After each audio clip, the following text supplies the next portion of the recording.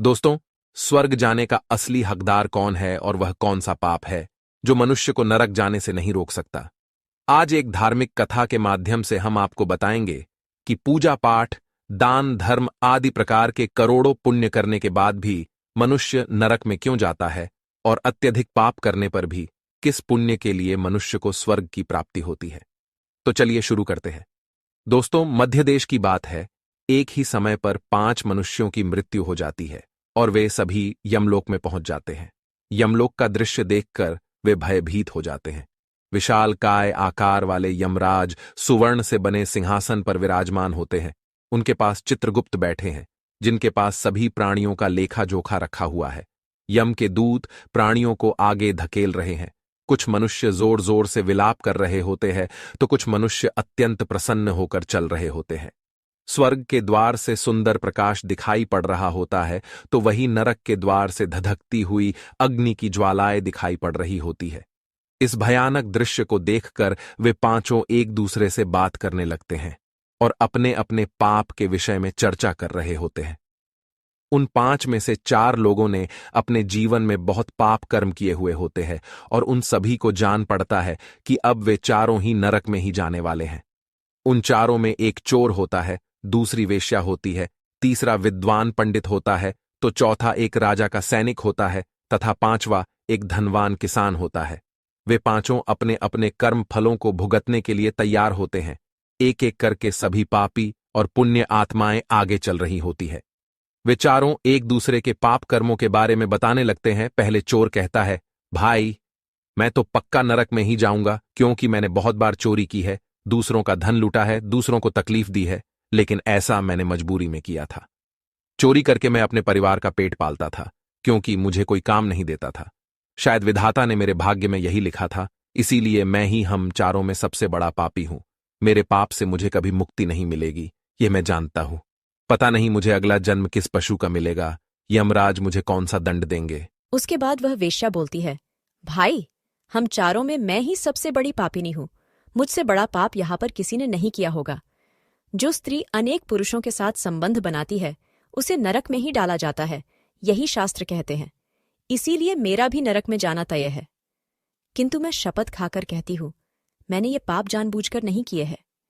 जब मैं छोटी उम्र की थी, तभी एक दुष्ट व्यक्ति मुझे उठाकर ले गया और जबरदस्ती मुझे वेश्या बना दिया। मैंने ना चाहते हुए भी कई पुरुषों से संबंध बनाए हैं। मेरे पास जीवित रहने के लिए यही एक उपाय बचा था। मैं करती भी तो क्या करती। मेरे पास इतनी शक्ति नहीं थी कि मैं उस दुष्ट पुरुष से लड़ सकूं।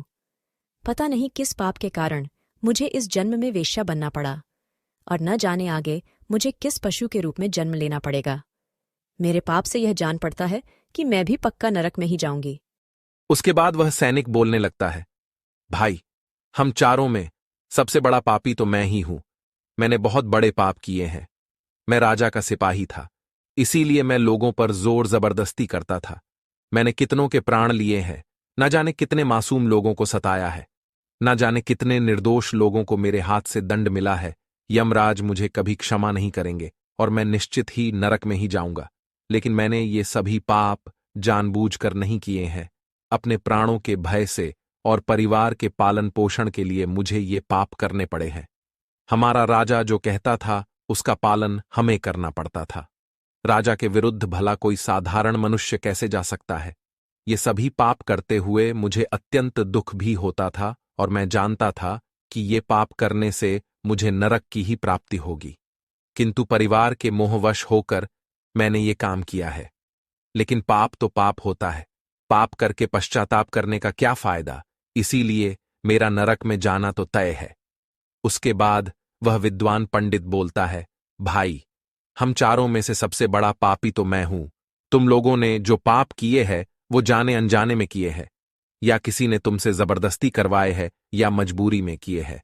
किंतु मैं तो विद्वान था, मैं सब सत्य असत्य जानता था।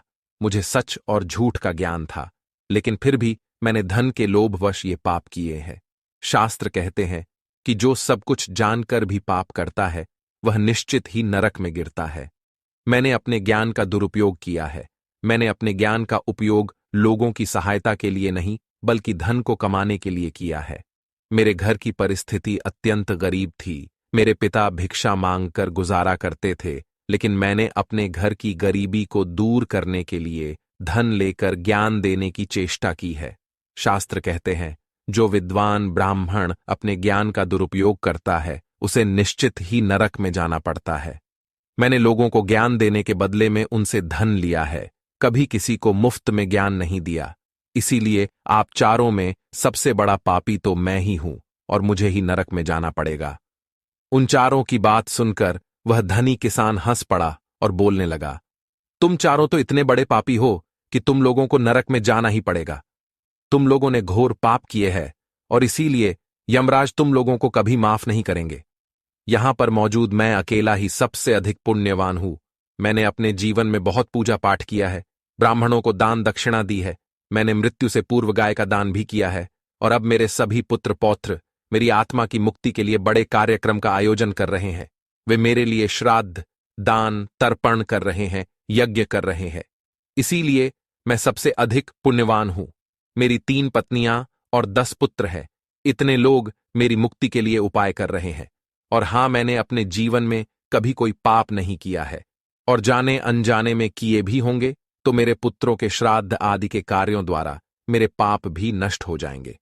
मैं नित्य देव पूजा करता था, मंदिर जाता था, द्वार पर आए अतिथियों को भोजन कराता था। इसीलिए मुझे पूरा विश्वास है कि यमराज मुझे नरक में नहीं डालेंगे और मुझे मोक्ष की प्राप्ति निश्चित ही होगी। फिर वे पांचों धीरे धीरे आगे बढ़ने लगते हैं, और फिर जब उनका समय आता है तो उन पांचों के पाप और पुण्य के कर्मों का मूल्यांकन किया जाता है। सबसे पहले बारी आती है उस चोर की, और फिर चित्रगुप्त उसका लेखा जोखा निकालते हैं। कुछ देर तक विचार करने के बाद, उसके पाप पुण्य का मूल्यांकन करने के बाद यमराज उसे स्वर्ग में जाने के लिए कहते हैं। इस निर्णय को सुनकर चोर आश्चर्य में पड़ जाता है और बड़ी ही प्रसन्नता से वह स्वर्ग के दरवाजे की ओर चला जाता है।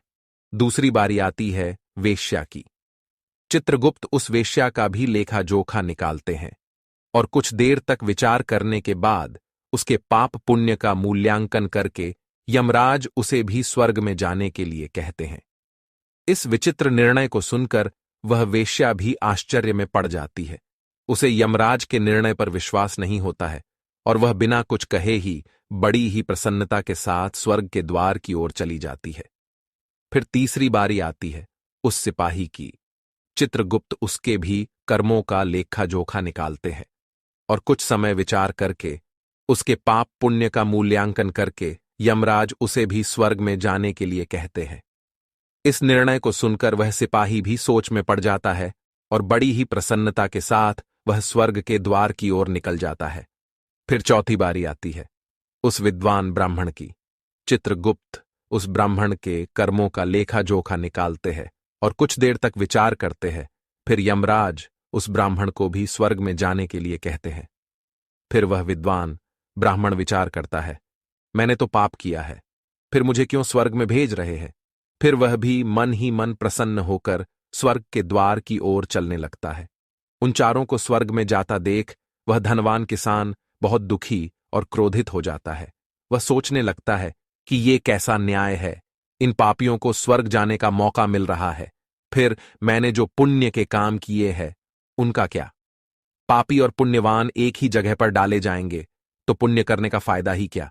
फिर उस धनवान किसान को यम के दूत जोर से धकेल देते हैं और कहते हैं, अरे पापी, तू आगे चल, तुझे नरक में डाला जाएगा, यमराज तुझे माफ नहीं करेंगे। यह सुनकर वह धनवान किसान भयभीत हो जाता है और कहने लगता है, मैं तो स्वर्ग में जाऊंगा, मैंने कोई पाप नहीं किया है। फिर वह धनवान किसान यमराज के सामने आकर खड़ा हो जाता है। चित्रगुप्त उसके कर्मों का लेखा जोखा देखते हैं और उसके पाप पुण्य के कर्मों का मूल्यांकन करते हैं, तो उसके पाप का पलड़ा भारी हो जाता है, और यमराज उस धनवान किसान को कहते हैं, अरे दुष्ट, तूने तो बहुत बड़ा अपराध किया है, तू तो नरक में जाने के ही योग्य है। इतना सुनते ही वह किसान थर थर कांपने लगता है और यमराज से कहता है, हे धर्मराज, यह अन्याय है, मैंने तो जीवन में कोई पाप नहीं किए हैं और पुण्य ही किए हैं, आप मुझे नरक में क्यों डाल रहे हैं। और मुझसे पहले जो 4 लोग गए थे वे तो घोर पापी थे, उन्होंने बड़े बड़े पाप और अपराध किए हैं, उन्हें तो आपने स्वर्ग में डाल दिया है। आप ऐसा अन्याय मेरे साथ क्यों कर रहे हैं। अगर ऐसा अन्याय होगा तो भले कौन सा मनुष्य धरती पर पुण्य करेगा। फिर यमराज कहते हैं, अरे पापी, तूने जो पाप किया है वह तो उन चारों के पापों के सामने कुछ भी नहीं है। तेरे एक पाप के कारण तेरा सारा पुण्य फल नष्ट हो गया है।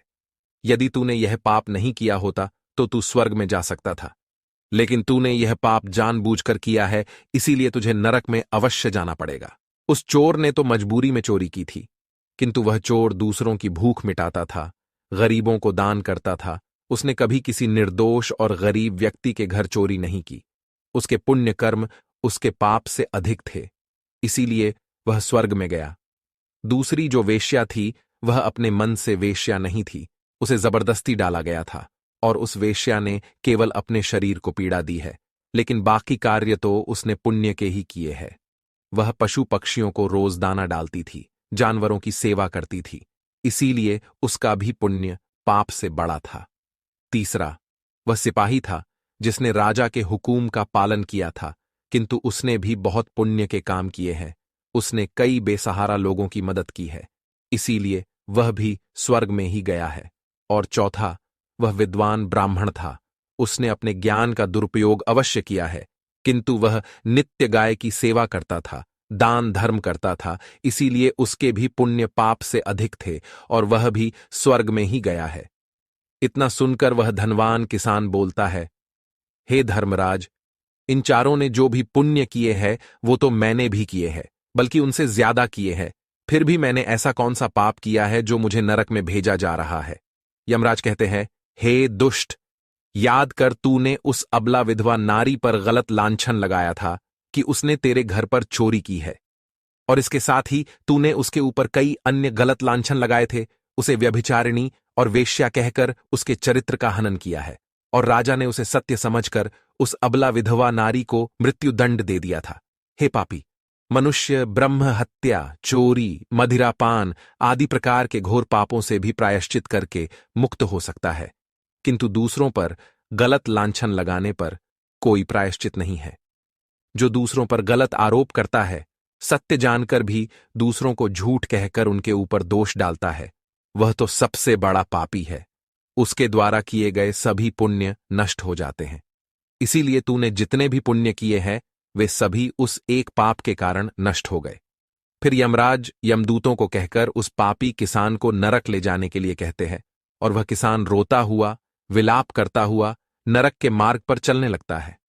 तो दोस्तों, इस प्रकार से धर्मराज ने कहा है, कभी किसी पर गलत आरोप नहीं करना चाहिए। सत्य जानकर भी असत्य का साथ नहीं देना चाहिए। जो दूसरों पर गलत आरोप डालता है उसे यमराज कभी क्षमा नहीं करता है। उम्मीद है आपको यह कथा पसंद आई होगी। वीडियो को लाइक जरूर करें और कमेंट में जय श्री कृष्ण अवश्य लिखें। साथ ही चैनल को सब्सक्राइब करें। आप सभी का धन्यवाद।